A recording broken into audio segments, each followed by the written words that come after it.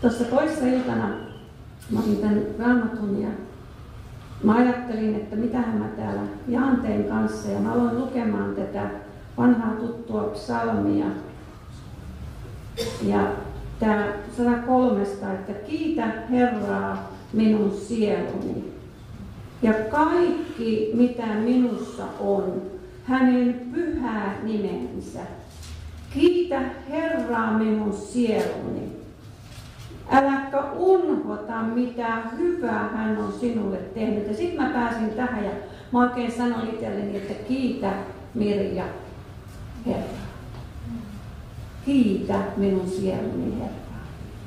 Joskus kun me ollaan koettelemuksissa, niin me unohdetaan mitä Jumala on meille tehnyt ja me katsotaan vaan sitä tilannetta tai asiaa tai painetta tai stressiä tai ongelmaa. Mutta kun tässä sanotaan, että älä unohda mitä hyvää hän on sinulle tehnyt. Ja mä aloin kelaamaan taaksepäin. Oikein kaikkea hyvää, mitä Jumala on mulle tehnyt. Ja mä menin sinne mun lapsuuteen saakka. Ja nyt mä jaan teidän kanssa jotain asioita sieltä. Että tekin saatte mun kanssa kiittää Herraa, koska Herra on myös teille hyvää. Eikö ole? Mä kasvoin uskovan, että monet on kuullut nämä mun todistukset, mutta ei se haittaa, eihän.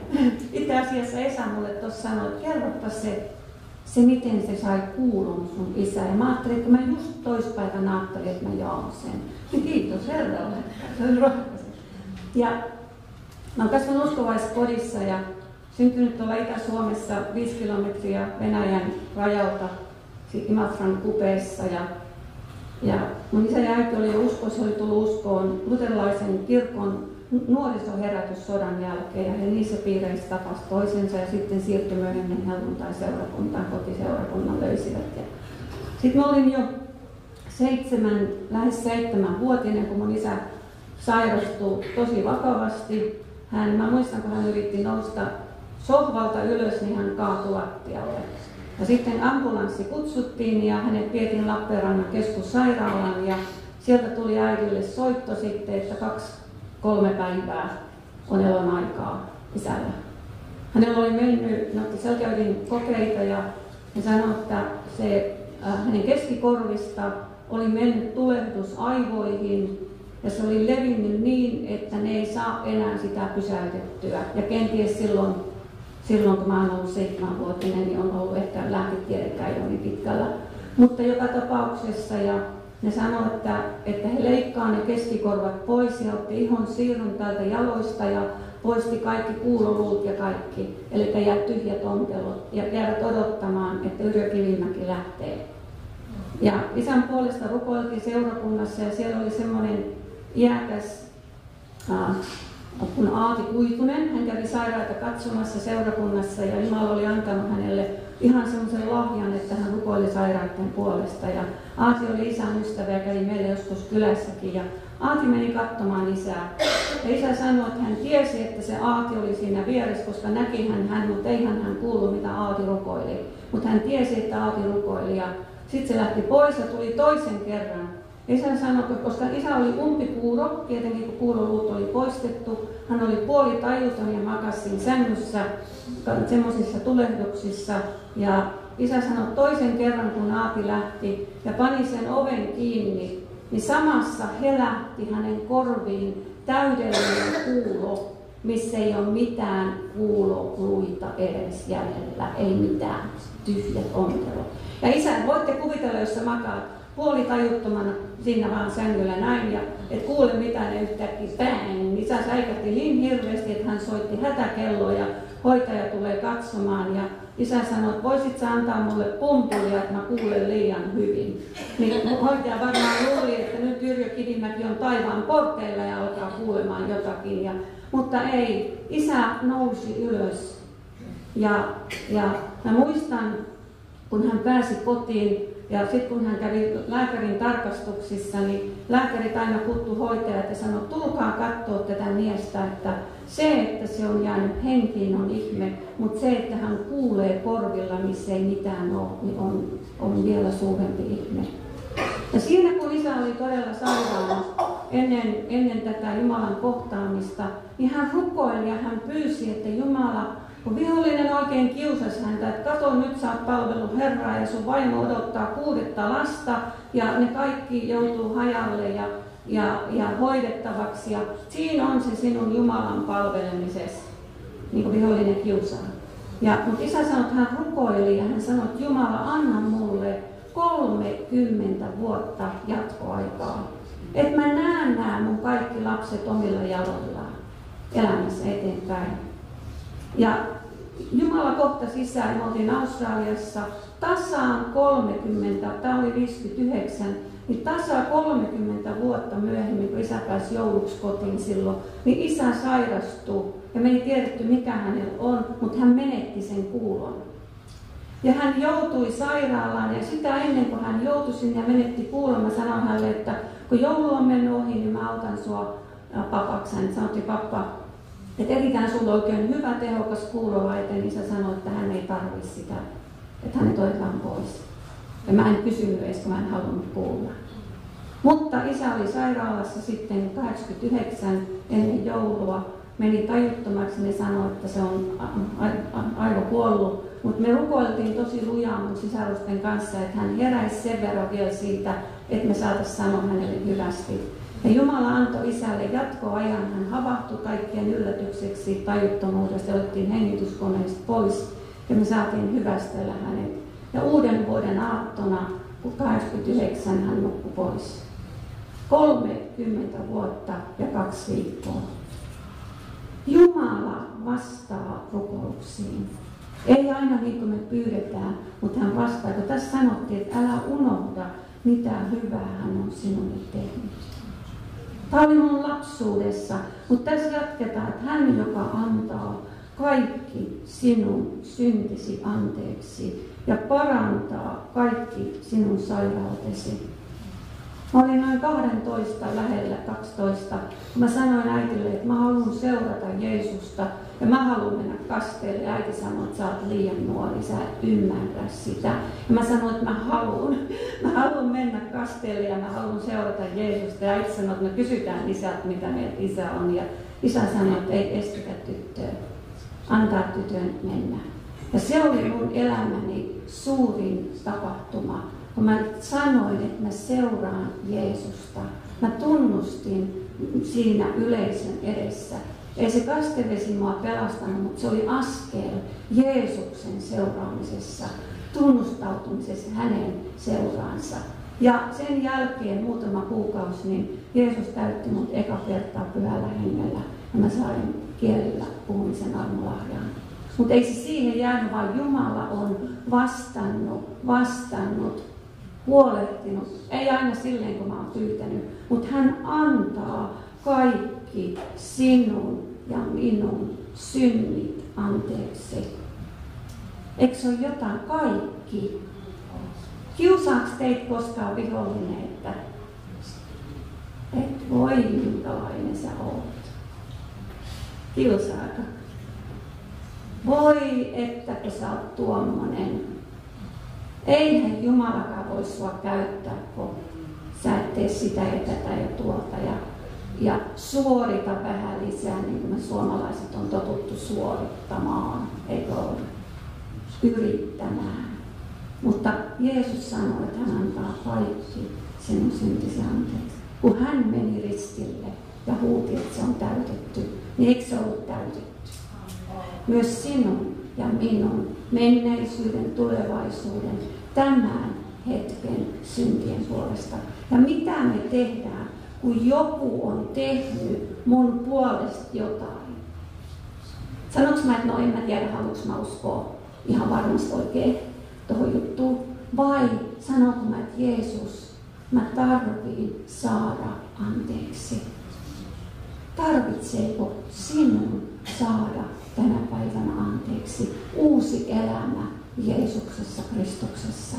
Niin otat sen vastaan ja sanot, Jeesus, mä otan vastaan sen sinun lahjan, pelastuksen, anteeksi antamuksen, sovituksen ja mä haluan seurata sinua. Eihän se sen kummempi ole, mutta Jumala tulee Pyhä Henki tulee sinun ja minun sisimpään, kun me tää tehdään. Ja hän aloittaa työn. Ja hän on se, joka tekee sen työn. Eikö ole? Ja se on se upea juttu. Ja se on vapauttavaa, että mun synnit on kaikki ja sinun anteeksi annettu ja sovitettu. Jos vihollinen syyttää, niin saat sanoa, että täällä sanotaan tässä samassa psalmissa, että niin kaukana kuin itä on lännestä, niin kauas hän siirtää meistä rikkomuksemme. No tiedätkö sä, kuinka kaukana itä on lännestä? Etipä se. Ja niin kauas on meidän synnit heitetty. Ja sinne, kun me uskomme ja haluamme, vaikka me jaksettaisiin uskoa, mutta sanotaan, että Jeesus, mä haluun uskoa. Mä haluun antaa elämäni sinulle. Ota minut vastaan. Niin mitä tapahtuu? Hän tulee. Ja hän ottaa. Oltiin me 12-vuotiaita tai 22 tai oltiin me vaikka 100-vuotiaita, niin Jeesus tulee, että me avaamme sydämemme. Ja hänen armo on niin suuri, sitten hän parantaa sairautemme. Jumala paransi ja kohtasi mua. Tässä 2 vuotta sitten mä täällä kerran toukokuussa, kun Jumala kohtasi mua ja aukasi multa tosi vaikean suoristotulokseen. Jeesus muuten on sama tänään, eikö se ole? Ei hän silleen ollut, että hän oli täällä vähän aikaa maan päällä 30+ vuotta ja sitten hän meni taivaaseen ja sitten hän jäi sinne ja täällä me yritetään jotenkin selvitä. Ei, vaan hän lähetti Pyhän Hengen ja hän tekee samoja asioita. Me ei aina saada, mitä me pyydetään, mutta me saadaan paras, mitä hän antaa. Ja niin korkealla kuin taivas on maasta, niin voimallinen on hänen armonsa niitä kohtaan, jotka häntä pelkäävät. Niin voimallinen on tämä armo. Se on niin suuri kuin taivas on maasta ja sekin on meille mittaamaton juttu. Ja teille on täällä tällä viikolla ollut, tai tällä viikolla, kun tässä kuussa tuo toivosta, eikö ole? Ja teemana, ja mä luen nyt meille kaikille tämän yhden jakeen täältä, kun mulle tuli mieleen. Jeremiasta 29. Sillä minä tunnen ajatukseni, jotka minulla on teitä kohtaan, sinua ja minua kohtaan, sanoo Herra. Rauhan eikä turmion ajatukset, minä annan teille tulevaisuuden ja toivon. Jumalalla on suunnitelmat sinun elämäsi varalla. Tähän mä tartuin silloin, kun me oltiin siellä 8 kuukautta siellä lockdownissa Melbourneessa ja ei tiedetty, milloin me päästään pois, kun korona oli isken ja me jäätiin sinne sulkuihin. Ja kaiken mä aina tartuin, että Jumala, sinulla on suunnitelma. Sä tiedät, missä me ollaan. Ja kiitos, että sä pidät huolen. Ja Jeesus näkee sut täällä tänä aamuna. Ja hän sanoo sulle, että hän antaa sinulle tulevaisuuden ja toivon. Hänellä on suunnitelma. Englanniksi sanotaan, että minulla on suunnitelma. Se on muuten aika upea, kun Jumalalla on suunnitelma. Ja Pyhä Henki haluaa rohkaista sinua ja minua. Täyttää meitä uudelleen ja uudelleen Pyhällä Hengellä. Olkaa siunatut Herran nimessä ja on ihana nähdä teitä jälleen täällä. No, minkä tähden toivoa on? Mirja luki tuon jakeen tuossa, että koska Jumalalla on hyvät ajatukset ihmistä kohtaan. Ja okei, me ollaan puhuttu näistä asioista niin paljon, että voi olla, että joskus kun me tullaan väsyneenä, me ohitetaan nämä vähän niin kuin semmoisena jokapäiväisenä asioina ja se ei enää kosketa, mutta se on tarpeellista. Jos ajatellaan toivosta yleensä, niin jokaisella ihmisellä on määrätynlaista toivoa. On semmoista toivoa, vähän utopista toivoa monella, että kun veikataan tai ostetaan lotto, niin kyllä se joskus se onnistuu. Ja melkein kuitenkin tietää, että se onnistuu vain niin harvalla. Mutta tämä toivo, missä me julistamme täällä, se on mahdollista, että se on kaikista toivoa. Ja siihen me haluamme haastaa ihmisiä ja sitä jopa tyrkyttää ihan. Okei, se käy niin monella tavalla sitten ihmisten kohdalla, että se menisi perille, mutta Jumalan suunnitelma on iankaikkinen toivo. Iankaikkisuus, pelastus, että se jää vaan tähän aikaan. Ja siinä on haasteita. Me tiedetään, että sielunvihollinen kyllä yrittää saada meidät toivottomaksi. Ja silloin se menee, niin sittenkin, jos me joudutaan tämmöiseen tilanteeseen, niin toivo voi sieltä nousta uudelleen. Riippuu meidän asenteesta ja asioista. Ja mä oon ottanut vähän rukouksen omasta puolesta, että mä haluan laulattaa jokaisen päivän positiivista Jumalan yhteydessä ja että olisi hyvä, oikea asenne ja mieli. Sitä me tarvitaan tässä ajassa, sillä tämä aika on haasteellinen.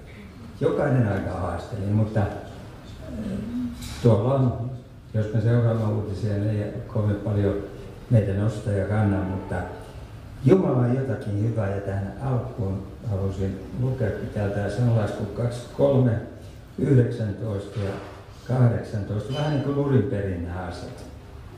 Kuulet poikani ja lisäsin tähän myöskin tyttäreni ja viisastu ja ohjaa sydämesi oikealle tielle. Niin sinulla totisesti on tulevaisuus ja toivosi ei mene turhaan. Eli toivo saattaa joskus hukkaantua, mutta tämä toivo, mistä me julistamme, siinä on aina tulevaisuus. Siinä on iankaikkisuus tulevaisuus. Yhtenä päivänä me jokainen täältä lähdetään, silloin kysytään sitten sitä toivoa.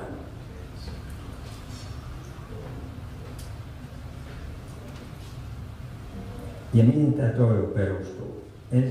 Pietari 2.24. Siellä puhutaan, oikeastaan 21 sanoo jo, että Kristus kärsi meidän puolestamme. Ja lukee tässä teidän puolestanne, mutta kyllä mä liitän itseni siihen mukaan. Joka itse kantoi meidän syntimme ruumiistansa ristin puun, että me synneistä pois kuolleena eläisimme vanhurskaudelle, eli oikeamielisyydelle. Hänen haavaansa kautta te olette parannut. Sillä te olitte eksyksissä niin kuin lampaat, mutta nyt te olette palanneet sieluinen paimenen ja kaitseen tykö. Ainakin tämä mahdollisuus on meidän nyt palata hänen tykönsä ja etsiä Herraa ja avata sydämemme, elämämme hänelle ja pyytää häntä matkalle, koska sitä hän haluaa. Näin me just luettiin. Ja meitä tämä hinta, mitä meissä maksettiin. Me puhumme ihmisarvosta monta kertaa ja siinä on monenlaisia käsitteitä, että kuinka etenkin toivottomassa tilanteessa me sanotaan, että eihän tässä tule mitään ja minun elämässä ei ole mitään arvoa, mitään saanut aikaiseksi ja niin poispäin. Ja Paulainen huutaa aamenta siihen sitten. Mutta mihin meidän ihmisarvo perustuu? Se ei perusta mihinkään tähän ajalliseen. Se perustuu juuri tähän, mitä me luimme. Jeesuksen sovitukseen. Me kaikki ollaan vain tavallisia ihmisiä. Ollaan mistä päin maailmaa tahansa, minkä värisiä tahansa. Useimmilla on 2 jalkaa, 2 kättä, 1 pää ja niin edespäin. Ja me saadaan asioida näillä. Eli ihmisarvo perustuu Jeesuksen sovitustyöhön, lunastustyöhön. Ja siinä on iankaikkisuus toivo meille jokaiselle. Mutta se on sitten, haluanko sen ottaa vastaan ja siinä elää. Se on se haaste meidän. Mutta jos me otamme haasteen vastaan, niin Herra antaa siihen myöskin voimaa ja mielekkyyttä. Mutta minkälainen oli Jeesuksen sovitustyö? Jeesuksen haavat oli 7 kohteessa. Ja 7 on Jumalan täydellinen luku. Jumalan täytyy sovitustyökin tehdä täydellisyyden mukaan. Ja sen tähden se Raamattu sanoo, että joka Jumalan tykö tulee, miten se menee? Pitääkö se lukea täältä, että sitä hän ei aja ulos tai pois. luottaa täältä. hebrealaiskirjeestä.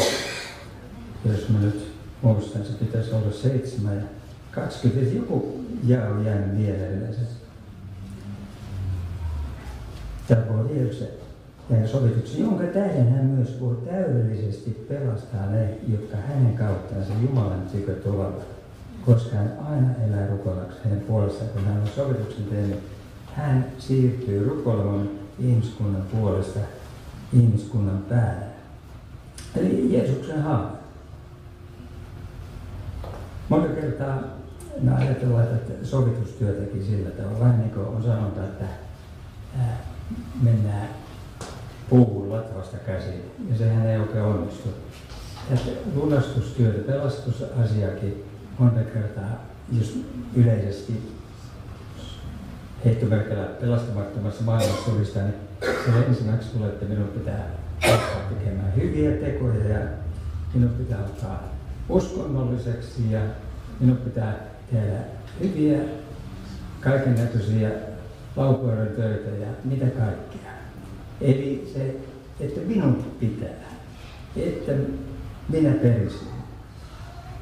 Kun meidät on otettu Kristuksen kanssa perilliseksi Jumalan armosta, se muuttaa tämä käsitteen aivan kokonaan.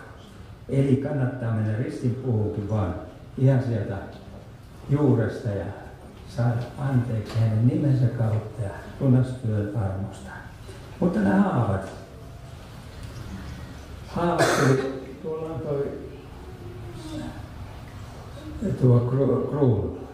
Se lyötiin päähän. Sitä voisi kuvata 9 haavaksi, vaikka se varmasti on monta haavaa. Piikikruunu.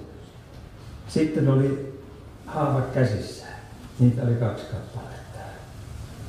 Selässä selkä ruutettiin. Jaloissa 2 kappaletta ja sitten myöskin sydämessä. Ja tämä kaikki on ihmiselämän rangaistuksen tai väärin elämisen synnynlankemuksen seurausta, niin meidän ensimmäinen esi-isä Aadam, jota myöskin ajatellaan, että Aadam ruumis myi ihmiskunnan sieluviallisen tavallaan liittoon. Ihminen siinä ymmärtämättömyydessään, syödessään hedelmää, kiellettyä hedelmää, hän hyväksyi sielullisen liiton ja joutui tämmöiseen tilanteeseen pois Jumalan suunnitelmista. Hänet ajettiin pois paratiisista. Hän joutui eroon Jumalasta, mutta Jumalan armo ja laupeus etsii kuitenkin ihmistä ja Jumala teki Kristuksen kautta suunnitelman meidän hyväksemme, että me pääsemme takaisin iankaikkisuussuunnitelmaan. Jos ajatellaan, että elämä olisi vain tähän, mitä me täällä 78 vuotta Kaarina on ylittänyt reippaasti, jotkut elää vieläkin paljon pidemmälle, niin Jumala on vielä pidempi suunnitelma. Iankaikkisuunnitelma. Yhtenä päivänä meidän jokaisen elämä loppuu. Onko meillä yhteissuunnitelma Jumalan kanssa, että se jatkuu? Koska se jatkuu joka tapauksessa määrätynlaisessa olotilassa, mutta Jumalan yhteydessä siinä on se toivo, että me yhtenä päivänä sen saavutamme. Mutta ajatellaan, että tuo piikkikruunu laitettiin päähän. Ja päähän kuvaa ajatuksia, järkeilyjä ja päätöksiä. Ja me tehdään niitä päätöksiä joka päivä, hyvissä ja huonoissa asioissa. Tulee kiusaus tehdä huonoja päätöksiä, tai emme ymmärrä yksinkertaisesti tehdä niitä parempia. Ja päähän ja aivot on semmoinen hermokeskus, että se sitten säätelee meidän toimintaa myöskin, että antaa käskyjä käsille ja jaloille. Ja käsissä myöskin käsi kuvaa minun mielestä tekemistä ja aikaansaamisia. Kyllä me haluttaisiin niin paljon käsillä tehdä. Ja nyt jos meidän asiat ei ole kohdallaan Herran kanssa, niin meidän kädet saattaa lähteä tekemään ja ajatukset, pääkin semmoisia asioita, jotka ei nyt kestä aina ihan sitä oikeudenmukaisuutta. Jumala halusi siunata, että meidän tekemiset olisi hyviä. Ja mistä me voisimme olla sitten kiitollisia, että ne menee huonoon suuntaan. Ja siellä Raamattu sanookin käsissä, että sitten Herran yhteydessä antamisesta, että vasen käsi ei tiedä, mitä oikea tekee. Ja joskus meidän käsi tuntuu, että tässä tavallisessa maailmassakin, kun ei niitä hyviä asioita ole, niin tosiaan vasen ei tiedä, mitä oikea tekee ja päinvastoin. Sitten jalat myöskin. Jalat saattaa olla menevää laatua ja myöskin tulemiset. Saattaa olla, että meidän jalat jossain vaiheessa tahtoo mennä minne sattuu, huonolle teille, huonoille paikkoille. Siellä psalmista sanookin, että en mene sinne, missä jumalattomat istuvat. Eli meidän elämä yleensäkin, miten me hallitsemme sitä, minne meidän elämä vie. Selkä sitten. Selkä on yksi ihmisen suurimpia lihaksistoja. Selkä jaksaa. Sanotaan monta kertaa, että häntä on leveät hartiat, että hän kyllä jaksaa. Ja kyllä selkä joutuu kantamaan tämän ruumiin taakkoja paljon. Ja selkä kantaa loppujen lopuksi näitä edellä mainittujen selkien, käsien, päin ja jalkojen ja sitten kantamuksia, edesottamuksia. On mielenkiintoista, että selkä, joka ruoskittiin Jeesukselta, hän sai ilmeisesti 39 raipaniskua. Hän tiedät, minkälainen roomalainen piiska oli. Siinä oli metallipaloja, luunpaloja ja sitten lyö tosissaan. Eli se rikkoo selän täydellisesti. Eli Jeesuksen selkä rikottiin täydellisesti meidän näiden, jos sanotaan ihmiskunnan pahojen tekojen tähden, että meillä rauha olisi Jumalan kanssa. Ja sanotaan, että sairauksissa, että niitä on 39 semmoista erikoislaatua, päälaatua, niin sitten sen varjossa on, saattaa olla kokonaan jopa satoja tuhansia kenties sairas. Esimerkiksi viruksia, niitähän on virussairaukset, mutta virukset itsessään saattaa olla kymmeniä, satoja. Ja on keuhkosairauksia, monenlaisia sydänsairauksia, muunlaisia sairauksia. Jeesus on kuullut, antanut selkänsä ruoskittavaksi, että meillä tervehtymisen mahdollisuus olisi. Hänen haavainsa kautta olemme parannut. Sitten kun kaikki oli täytetty, Jeesus jo huusi siellä, se on täytetty. Kun hän oli kuollut, lyötiin tämä viimeinen haava. Haavoitettiin hänen sydämensä. Se puhkaistiin.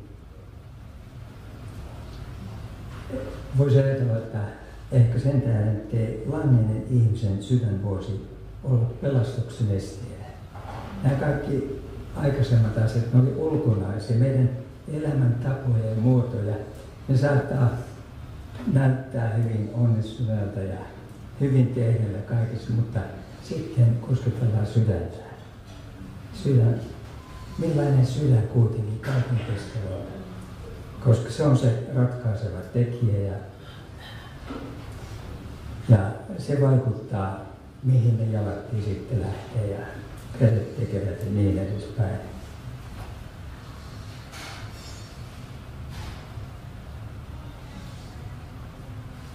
Me ihmisinä olemme tulleet, jos katsotaan koko ihmiskuntaa.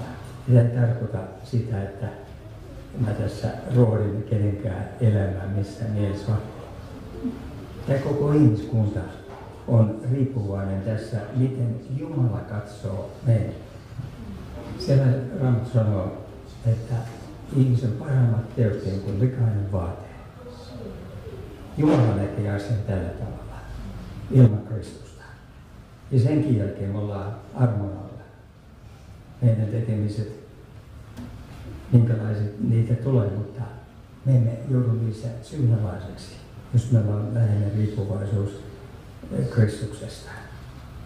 Eli ihmiskunta on tullut sydämen tekojen kaltaiseksi ja mukaiseksi. Ja sen täällä Jeremia sanoikin, millä tavalla Jumala näkee ihmissydämen, sen sisäisen maailman. Sen 17. luku ja 90. jae. Petollinen on sydän ylitse kaiken ja pahan ilkeyden. Kuka taitaa sen tuntea? Minä, Herra, tutkin sydämen. Eli Jumala tuntee kuitenkin ihmissydämen. Ja jos nyt vielä rajummin laitan, joku käännös sanoo, että on petollinen, äärimmäisen kieroutunut, turmeltunut, kova ja moraalisesti sairas. No, siinä on aika kovat kommentit sydämestä. Ja tämä ei joudu siitä, millaisena me eletään. Kyllä me varmaan jokainen ihminen yrittää kohtuullisesti elää ja hyvin elää ja ennen kaikkea Jumalan omina meitä painaa vastuu kuitenkin tekemisestä ja olemisesta ja elämisestä. Mutta tämä oli se liitto, mihin ensimmäinen Aarami myi ihmissukunsa, mutta tuli Jeesus sovituksellaan vapauttamaan tästä liitosta, koska siitä ei vapaudu omin neuvoin. Monilla ihmisillä on monenlaisia riippuvaisuuksia ja niistä ei omin voimin taida vapautua, saatikka sitten tässä synnin vaikutuksesta silloin ei laske liitosta ketään pois vapaaehtoisesti, mutta Kristuksen veri, jonka hän vuodatti näissä haavoissa meidän puolestamme, on voimallinen vapauttamaan ja haluaa vapauttaa. Ja hän vie meidät takaisin omaan liittoonsa. Siellä aikakerrassa, kun Jerusalemin temppeli avattiin, siellä Salomo rukoili, että sinä, Herra, joka pidät liitot. Nyt me voimme tulla takaisin siihen liittoon, elää siinä liitossa, niin Herra Jeesuksessa meitä kutsuu uuteen liittoon nimittäin. Siellä on nyt lupaus Vanhassa testamentissa, että tulee uusi liitto, parempi liitto, jonka takaajaksi Jeesus on tullut justi hän sovitustyönsä kautta. Ja hän haluaa, että me siihen menisimme.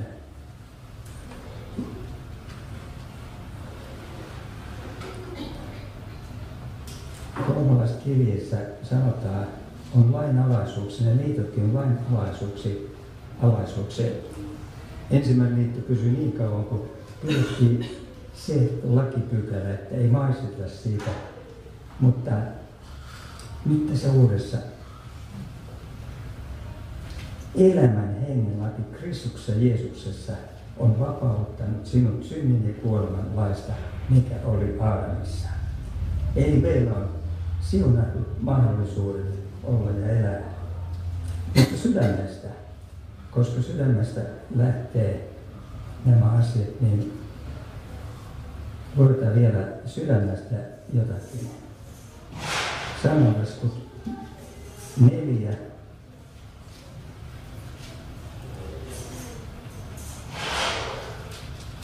Luetaan sekin vähän väärinpäin.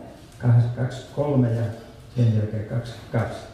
Yli kaiken varoittavan varjele sydämesi, sillä sieltä elämä lähtee. Eli jos täältä meidän sisäisestä maailmasta lähtee se elämä, niin sitä kehotetaan tässä varjelemaan. Sillä ne ovat elämä sille, joka ne löytää, ja lääke koko hänen ruumiinsa. Ja Jumala haluaa vapauttaa meidän sydämemme hänen yhteyteensä, koska kaikki on täytetty. Ja Ei se, että se on vaan teoriassa, vaan tässä uudessa liitossa Esekiel 36 ja 26 sanoo näin, että minä annan teille uuden sydämen ja uuden hengen minä annan teidän sisimpäänne. Minä poistan teidän ruumisten kivisydämen ja annan teille lihasydämen. Eli meille on se jo annettu. Ja mielenkiintoista ajatella tätä, että se ei ole niin valtavan suuri tunneasia, vaan yksinkertaisesti kaikki ihmiset, jopa ketkä ei näissä asioissa ole mukana, niin jokainen tietää hyvän ja pahan.